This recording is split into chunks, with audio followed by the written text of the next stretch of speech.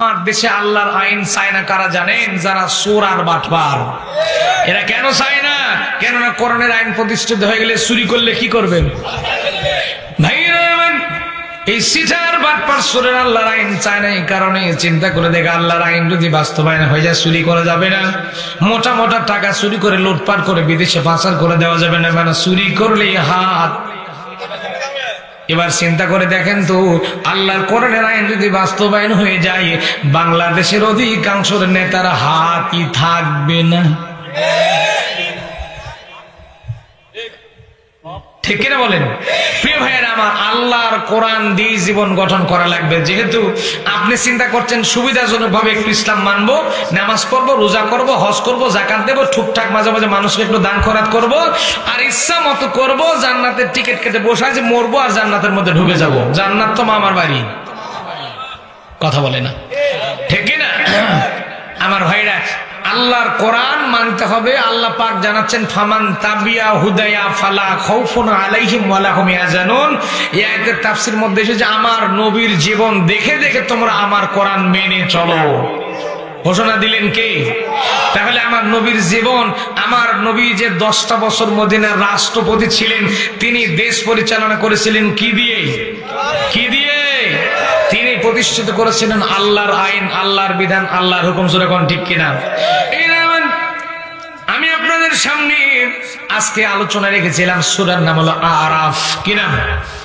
সূরা আরাফের 54 নম্বর আয়াতের শেষের সামান্য অংশ একটু তেলাওয়াত করেছে। আল্লাহ রাব্বুল আলামিন বলছেন, আলা লাহুল খালকু ওয়াল আমরু তাবারাকাল্লাহু রাব্বুল আলামিন। আল্লাহ রাব্বুল আলামিন জানাচ্ছেন আলা। দেখেন, আলা যখন কোন শব্দের সামনে আসে খুব ভালো করে লক্ষ্য করবে। সাবধান, আল্লাহ বলছেন সাবধান। হ্যাঁ দুনিয়ার মানুষ লক্ষ্য করো, আল্লাহ আলা যেখানে দিয়েছেন সেখানে সাবধান করে দিয়েছেন। লক্ষ্য করতে হবে, ওই জিনিসটা আল্লাহ টিক মার্ক করে দেওয়ার মতো বলেছেন। আলা বলতেছেন কে? আরবি গ্রামার যারা বোঝেন তারা বুঝবেন। আলা লাহুল খালক, তৈরি করেছেন যিনি, ওয়াল আমর, হুকুম বাস্তবায়ন করা লাগবে তার। এখন বলেন, আমাদের বানাইছেন কে? আল্লাহ পাক আমাদেরকে বানিয়েছেন। এখন নির্দেশ করলেন, যিনি তোমাদের বানিয়েছেন তার আইন তোমরা বাস্তবায়ন করো। তাহলে কি হবে? তাবারাকাল্লাহু রাব্বুল আলামিন, তিনি বরকতময়, তিনি তোমাদের প্রতিপালক। যদি তার হুকুম তোমরা বাস্তবায়ন করো, তোমাদেরকে তিনি কানায় কানায় বরকত দেয়া ঢেলে দেবেন। না সুবহানাল্লাহ বলার দরকার নাই, গুনাহ টোনা যদি হয় আবার। সম্মানিত ভাইরা, তাহলে আয়াতের মানে হলো, যিনি তৈরি করেছেন তার আইন, তার হুকুম বাস্তবায়ন করার দরকার আছে না নাই? কেমন বাস্তবায়ন করবেন?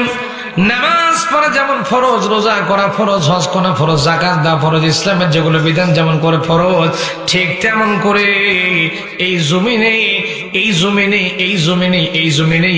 আল্লাহর দিন, আল্লাহর আইন, আল্লাহর হুকুম প্রতিষ্ঠা করাও ফরজ। কিন্তু আমরা বাংলাদেশের মানুষ সেটা ভুলেই গেছি। ঠিক কিনা বলেন ভাইরা? যদি আপনি আল্লাহর দিন প্রতিষ্ঠিত করার কাজ না করেন, আল্লাহর হুকুমকে বাস্তবায়ন করার চেষ্টা না করেন, আমার ভাইরা, আপনার সব ভালো লাগে কিন্তু আল্লাহর হুকুম বাস্তবায়ন করতে আপনার মনে চায় না। এইরকম মানুষ বাংলাদেশে আছে না নাই? জোরে করে আছে না নাই? আমার ভাইরা লক্ষ্য করে দেখবেন, সেই মানুষগুলো ইসলামের অন্যান্য পার্ট, এক একটা করে পার্ট ভালো লাগে, এক একটা করে অংশ ভালো লাগে। কারো কাছে নামাজ ভালো লাগে, কারো কাছে জিকির ভালো লাগে, কারো কারো রোজা ভালো লাগে, কারো কাছে হজ ভালো লাগে। কিন্তু কিয়ামত পর্যন্ত যতদিন বেঁচে থাকে চিন্তা করে আল্লাহর আইন টাইন বাস্তবায়ন করা আমাদের কাম না। এরকম পাবলিক বাংলাদেশে আছে না নাই? যেমন করে যে কোরআন দিয়ে আপনি নামাজ পড়লেন, রোজা করলেন, হজ করলেন, যাকাত দিলেন, ওই একই কোরআনে আল্লাহ বলছেন, আমার হুকুম, আমার আইন বাস্তবায়ন করো। ভাইরা, কেমন আইন বাংলাদেশে আছে দেখেন। মসজিদে যখন নামাজ পড়তে যায় আমাদের সবকিছু চুরি হয়, এমনকি জুতাও থাকে না। জুতা চুরের ভয় আস্তে করে বগল দাবা করে জুতা নিয়ে মসজিদের মধ্যে যাওয়া লাগে। কথা কয় না, ঠিক না ভাই? একটা জিনিস দেখলাম, একটা ভিডিওতে দেখলাম একটা ছেলে মসজিদের মধ্যে ঢুকেছে, জুতা চোরের ভয় জুতার ফিতা ছিঁড়ে আসতে করে পকেটের মধ্যে ঢুকাই দিতেছে। ওখানে লিখে দিয়েছে জুতা চোরের ভয় মসজিদের মধ্যে জুতার ফিতা পকেটে করে নিয়ে ঢুকতেছি। আমার ভাইরা, এই দেশে যদি ইসলাম থাকতো, আল্লাহর আইন যদি থাকতো, আল্লাহর বিধান যদি থাকতো, আল্লাহর কোরআন থাকতো, এইরকম করে মসজিদের জুতা চোরের ভয় জুতা নিয়ে যাওয়া লাগতো না। ঠিক কেন জোরে কোন? লক্ষ্য করুন, এই জমিনে আল্লাহর আইনকে বাস্তবায়ন করার জন্য, আল্লাহর হুকুমকে, আল্লাহর বিধানকে প্রতিষ্ঠিত করার জন্য কাজ করার দরকার আছে না নাই? জোরে বলেন আছে না নাই? আমার দিকে তাকান। আল্লাহর জমিনে আল্লাহর দিন, আল্লাহর হুকুম প্রতিষ্ঠিত করার কাজ আপনাকে আমাকে করাই লাগবে। প্রিয় ভাইয়েরা আমার, কেননা লক্ষ্য করে দেখুন, এই কোরআন দেয়া কিন্তু আমরা নামাজ পড়ে, কোরআন দিয়ে হজ করে, কোরআন দিয়ে যাকাত দেই, কিন্তু কোরআনের সমাজ বাস্তবায়ন করার কাজে আমরা নাই। ও নামাজি, কোরআন দিয়ে নামাজ পড়ো, সমাজ কেন গড়ো না, সমাজ কেন গড়ো না? যেই কোরআন দিয়ে আপনি নামাজ পড়লেন, রোজা করলেন, হজ করলেন, যাকাত দিলেন, ওই একই কোরআন আল্লাহ বলেছেন একই কোরআনের সমাজ আপনাকে বাস্তবায়ন করাই লাগবে। রাজি আছেন না নাই?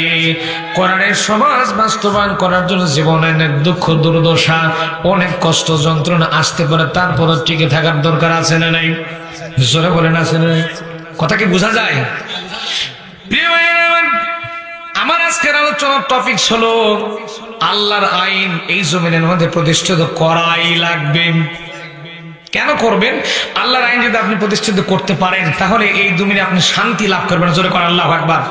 আচ্ছা বলেন তো, কম্বলের মধ্যে যদি ঢোকেন, এক ঠ্যাং কম্বলের মধ্যে দিয়ে আছে আর এক ঠ্যাং বাইরে দিয়ে আছেন, তাহলে খুব মজা লাগবে নাকি?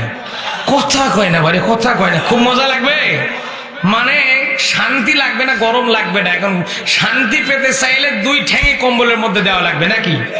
ওর মধ্যে বউ দিলে আরো মজা। কথা কয় না বাড়ি।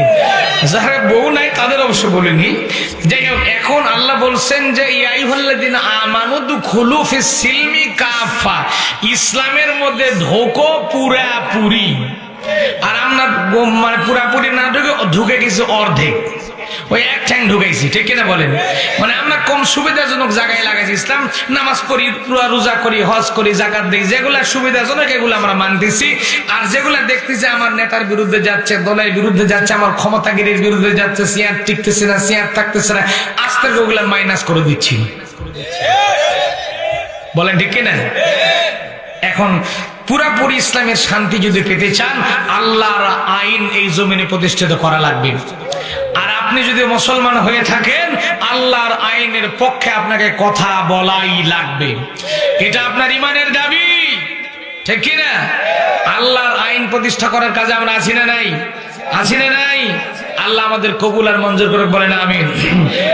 আসুন এবার আস্তে আস্তে করে একটু আয়াতের ভিতরে যাই, একটু আমার সঙ্গে পড়েন। আমি আজকে আলোচনার সাবজেক্ট দিলাম আল্লাহর আইন প্রতিষ্ঠা করা লাগবে। শুধু লাগবে না, ফরজ। আসেন একটু তেলাওয়াত করে পড়েন আমার সাথে। আউযু বিল্লাহি মিনাশ শাইতানির রাজীম। বিসমিল্লাহির রাহমানির রাহিম। আলা লাহুল খালকু ওয়াল আমরু তাবারাকাল্লাহু রাব্বুল আলামিন।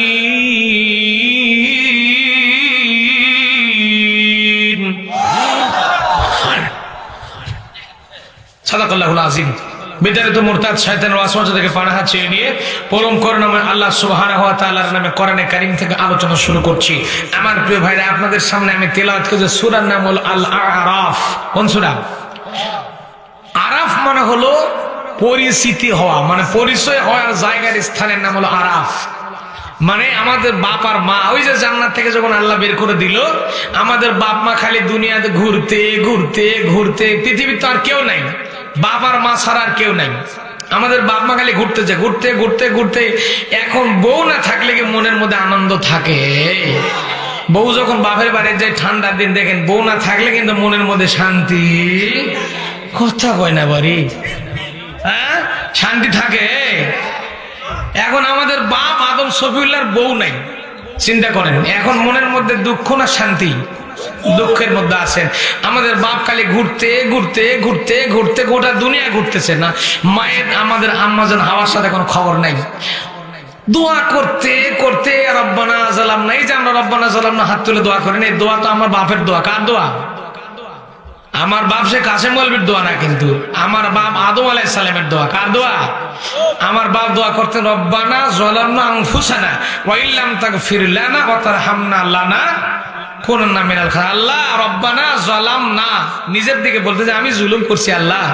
আমরা তো নামাজ পড়ে হাত তুলে বলি রব্বানা যালামনা, দোয়ার মানে জানি আমরা, কথা কয় না বাড়ি। ইসলাম জানতে গেলে একটু একটু বিষয়গুলো বোঝার চেষ্টা করবেন ইনশাআল্লাহ। আমার বাপ দোয়া করতে করতে এক সময় কবুল হয়ে গেল। আরাফাতের মধ্যে হাজিরা যেখানে হজ করতে যায় ওই জায়গায় ঘুরতে ঘুরতে আমার বাপ ক্ষুধা ক্লান্ত পরিশ্রান্ত, আম্মাজান হাওয়া আলাইহিস সালাম শুয়েছিলেন, দেখতেছেন একটা মানুষ চিনা যায়। কাছে যাওয়ার পরে দেখতেছেন এই তো আমার বউ।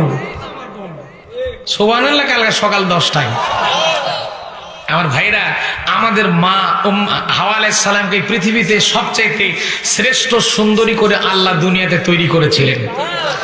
মক্কায় যারা যাবেন জেদ্দার ঘাটের পাশে আমাদের আম্মা হাওয়া আলাইহিস সালামের রওজা শরীফ ওখানে আছে, সুবহানাল্লাহ পড়েন। তার চাইতে সুন্দরী কোন মহিলা আল্লাহ পৃথিবীতে আর তৈরি করেননি। আমাদের মাকে যত সৌন্দর্য আল্লাহ দান করেছিলেন, আমাদের মাকে পাওয়ার জায়গার নাম হলো সূরা আরাফ। এই সূরা আরাফের মধ্যে আদম আর হাওয়া আলাইহিস সালাম সংক্রান্ত অনেক ঘটনা আছে। এই জন্য করে আল্লাহ এত পছন্দ করেছেন, জন্য করে সূরার নাম দিয়েছেন আরাফ। কি নাম?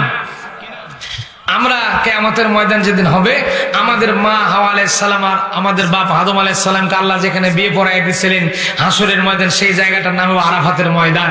সেখানে আমরা সবাই উত্তোলন হবো, জোরে কোন আল্লাহু আকবার। সম্মানিত ভাইরা, লক্ষ্য করুন তাফসীরে নুরুল কোরআনের ভিতরে এসেছে গোটা কোরআনে কারীমের ভিতরে 114টা সূরা আছে। কয়টা? গোটা কোরআনে কারীমের ভিতরে 114টা সূরা আল্লাহ নাযিল করে দিয়েছেন। টোটাল তার মধ্যে 112টা সূরার মধ্যে প্রত্যেকটা সূরার নামকরণ লিখে দেওয়া আছে। এই কারণে এই সূরার এই নাম কত বাঙাল, ওই শব্দটা সূরার মধ্যে আছে, এই জন্য সূরার নামকরণ আল্লাহ করে দিয়েছেন অনেক বিস্তারিত ঘটনা। যেমন ধরেন সূরা ফিল, আলাম তারা কাইফা ফাআলা রাব্বুকা বিআসহাবিল ফিল আছে না নাই? সূরা কুরাইশ, লিইলাফি কুরাইশ, কুরাইশ আছে না নাই? সূরা মাউন ধরা রাইতাল্লাযী কাযযাবু বিদ্দিন ফাযালিকাল্লাযী ইয়াদউল ইয়াতীম ওয়া লা ইয়াহুদ্দু আলা তা'আমিল মিসকিন ফাওয়াইলুল লিল মুসাল্লিন আল্লাযীনা হুম আন সালাতিহিম সাহুন। তারপরে কিন্তু আছে মাউন। তারপরে সূরা কাউসার ধরেন ইন্না আ'তাইনাকাল কাউসার ফাসাল্লি লিরাব্বিকা ওয়ান। এইরকম করে 112টা সূরার মধ্যে ওই সূরার নামকরণ কিংবা কোন শব্দ সূরার মধ্যে আছে বলে আল্লাহ সূরাগুলোর নামকরণ রেখে দিয়েছেন। কিন্তু শুধুমাত্র একমাত্র সূরা ফাতিহা এবং সূরা ইখলাসের মধ্যে কোন শব্দ রাখেননি। এটার নিগুড় তথ্য আছে, এই সম্পর্কে ওয়াজ করতে গেলে আমার আজকের ওয়াজ শেষ হয়ে যাবে। এই জন্য সেদিকে যেমন একটু মনে রাখেন, 112টা সূরার মধ্যে সূরার নামকরণের বিষয়বস্তু আল্লাহ উল্লেখ করেছেন, যেরকম সুবহানাল্লাহ।